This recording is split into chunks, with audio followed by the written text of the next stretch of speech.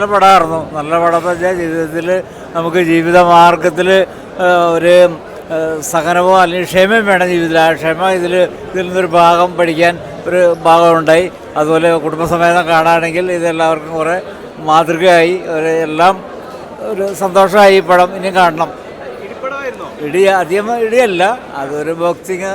നമുക്ക് ഒരു മനസ്സിൻ്റെ ഇണക്കത്തിലുള്ള ഒരു ബോക്സിങ്ങാണ് അത്. എല്ലാവർക്കും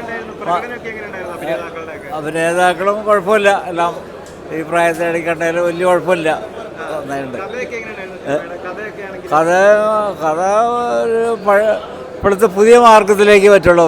നമ്മുടെ പ്രായം ചെന്നവർക്കല്ല, സാധാരണക്കാർക്ക് പറ്റിയ ഒരു ഇതാണ് ഒരു ആവേശംഭരണത. ശരി, എന്നാലും കുഴപ്പമില്ല, ഇനി കാണാം. കണ്ടിരിക്കാൻ പറ്റിയ പടം. ശരി, ഓക്കെ. കാരണം അത്രയും നല്ല അടിപൊളി ബോക്സിംഗ് എന്ന് പറഞ്ഞാൽ ബോക്സിങ്ങിൻ്റെ ഒരു ഹരം തന്നെയാണ്. നമുക്കതൊരു പ്രതീക്ഷിച്ചിട്ടാണ് നമ്മൾ വരുന്നതെങ്കിൽ ആ പ്രതീക്ഷ ഒട്ടും കൈവിടാതെ മസ്റ്റ് തിയേറ്റർ വാച്ച് മൂവി. അതായത് ഈ പടത്തിലെല്ലാം അടങ്ങിയിട്ടുള്ളതാണ്.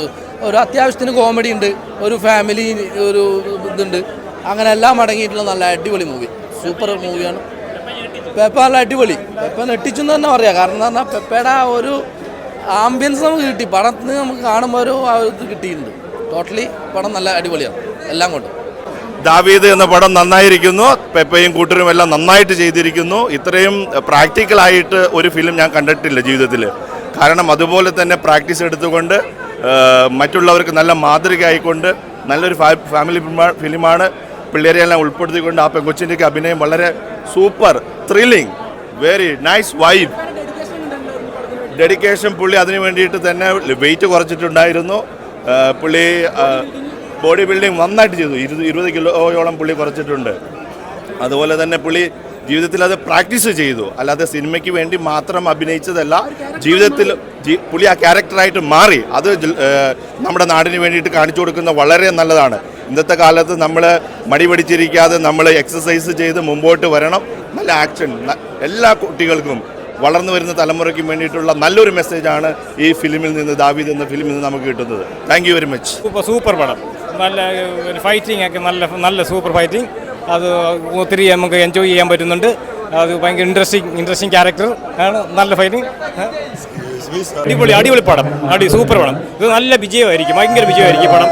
അടിപൊളി വിജയമായിരിക്കും ഈ പടം. അത്രയ്ക്ക് സൂപ്പർ പടമാണ്. നല്ല എൻജോയ് ചെയ്യുന്നുണ്ട്. ഇത് പൊളിച്ചാണ് അടുക്കി ഈ പടം. നല്ല പടം, സൂപ്പർ പടം. ഈ പടം വൻ വിജയമായിരിക്കും. ഇത് തുടക്കം. ഈ പടത്തിന് വിജയത്തിന് തുടങ്ങി കഴിഞ്ഞു. ഇനി നല്ല ദാവീദ് അടിച്ചു പൊളിച്ചു. സൂപ്പർ പടം, സൂപ്പർ പടം. ദാവീദ് ഞാൻ അതിനകത്തൊരു അഭിനയിച്ചിട്ടുണ്ട്. സൈജു ചേട്ടന്റെ വൈഫായിട്ട് ആക്ട് ചെയ്തിട്ടുണ്ട്. പടം സൂപ്പറാണ്, എല്ലാവരും വന്ന് കാണണം. ഓ സൂപ്പറാണ്, സൂപ്പർ സിനിമയാണ്. ഉണ്ട്. എല്ലാവർക്കും നമ്മള് കുറെ ഫ്രണ്ട്സ് ആയിട്ടൊക്കെയാണ് വന്നത്. എല്ലാവർക്കും നന്നായിട്ട് ഇഷ്ടപ്പെട്ടിട്ടുണ്ട്.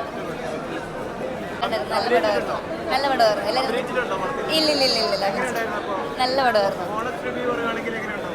നല്ലതായിരിക്കും. നല്ല പടമാണ്. എല്ലാം തിയേറ്ററിൽ വന്ന് തന്നെ കാണണം. സൂപ്പറാണ്. കഥയും നല്ലതാണ്. വൈകിട്ട് തിയേറ്ററിൽ വന്ന് കാണും എല്ലാവരും.